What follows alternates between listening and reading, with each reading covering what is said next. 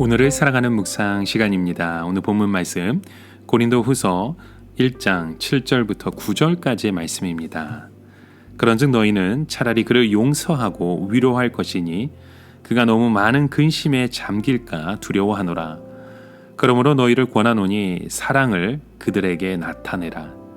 너희가 범사에 순종하는지 그 증거를 알고자 하여 내가 이것을 너희에게 썼노라. 하나님은 대부분 우리에게 무엇인가를 선물로 주실 때 열매로 주지 않으시고 씨앗으로 주십니다. 우리는 하나님께 씨앗을 받아 잘 키워내야 하는 그 사명이 우리에게 있습니다. 바울도 그의 삶을 보면 적어도 1년 6개월을 고린도에서 지내며 많은 씨앗을 심고 가꾸었고 또 그 열매로 고린도 교회 성도들을 얻게 된 모습을 봅니다. 고린도 교회 성도들을 향한 바울의 마음은 모든 것이 진심으로 표현되었죠. 그러나 바울은 고린도 교회 성도들 사이에서 그 사도성을 의심받았습니다. 또 성도들은 바울의 본심을 왜곡해서 말했습니다. 그런 바울은 자신의 진심을 왜곡하고 비난하는 사람들을 어떻게 대하고 있는지 오늘 본문의 말씀을 통해서 우리가 함께 살펴보기 원합니다. 자, 고린도후서 1장 23절부터 2장의 말씀에 이어서 보시면 바울은 고린도 교회를 방문하려고 계획을 했지만 그 계획을 실행하지 못했습니다. 바울은 자신이 가지 않는 것이 서로에게 더 유익하라고 생각해서 그렇게 한 것이지만 이 일을 두고 고린도 교회의 어떤 성도들은 바울이 겸손하고 변덕스럽다고 비난을 합니다. 그는 비난은 받을 만한 일을 하지 않았지만 비난받는 위치에 그가 서 있었습니다. 이런 상황에서 바울은 자신을 변명하기보다는 하나님의 뜻을 이루는 데 초점을 맞춥니다. 바울은 고린도 교회 성도들을 누구보다 아끼는 사람이었습니다. 바울이 고린도로 돌아가지 않는 것은 그들을 아끼는 마음이 컸기 때문에 그것을 하지 않았던 것이죠. 아끼는 마음을 가진 사람은 비난에 쉽게 흔들리지 않습니다. 고린도 교회 성도들은 교회 안에서 일어난 음란과 분열 등의 문제로 여러 가지 홍역을 치르고 있는 상황이었습니다. 당장이라도 바울은 달려가 그들의 잘못을 바로잡아주고 싶었을 것입니다. 그러나 편지로 자신의 마음을 전합니다. 바울의 진심의 마음을 이 문제로 가득한 그 교회에 전하고 그들을 새롭게 변화시키기 위한 하나님의 마음을 함께 전달했던 것이죠. 그리고 고린도 교회들은 바울의 진심을 담아 보낸 편지를 읽고 회개하기 시작합니다.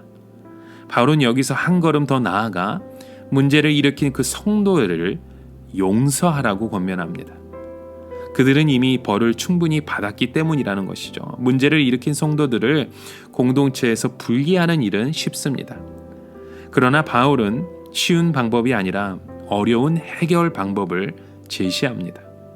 문제가 되는 성도들을 내쫓지 말고 그들을 끊어 안아서 품으라는 것입니다. 용서는 힘든 일이지만 찢어진 공동체를 하나로 봉합하게 되는 그 힘이 있습니다. 바울의 편지는 바로 이 용서하기 위한 편지였던 것입니다. 바울은 고린도 교회 모든 성도들을 사랑하는 마음으로 그 편지를 전했던 것이죠.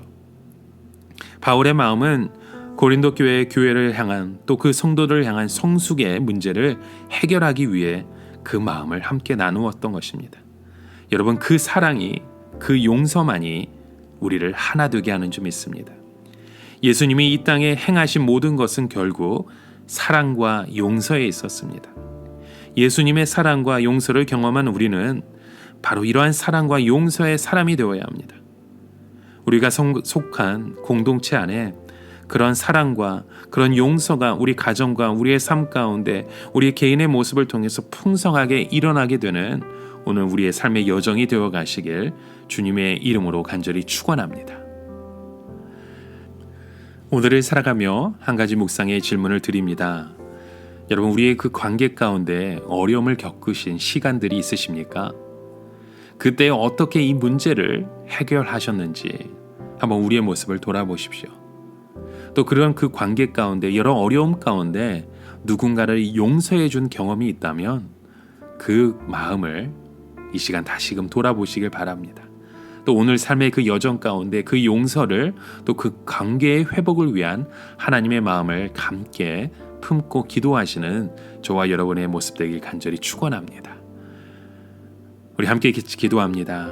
십자가의 사랑으로 우리를 용서하신 하나님 아버지, 우리가 예수 그리스도를 통한 그 용서와 사랑의 씨앗을 받았으니 우리 또한 그 용서와 사랑의 씨앗을 잘 가꾸어 풍성한 열매를 맺는 우리의 믿음의 모습으로 우리의 삶을, 우리의 가정을, 우리의 공동체를 인도하여 주시옵소서.